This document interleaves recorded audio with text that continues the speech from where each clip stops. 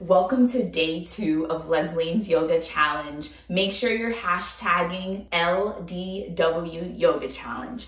So let's get right into it. Day 2 is Waterfall Pose. So I'm going to show you how to get into it. So all you need to do is come onto your bottom and you're going to put your legs. This is where we're using props again, and it's a prop that you don't even have to buy. Guess what it is?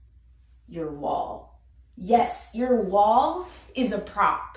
So let's get into it. So you're gonna use your wall and you're gonna scoot your butt as close as you would like to your wall. This will help your legs go further up the wall. So I'm scooting my butt a little bit closer, and then just put your legs up above like so. This pose helps bring the blood that pools in our feet all day back down to your heart and your head.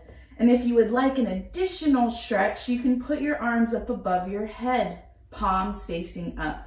This is Waterfall Pose.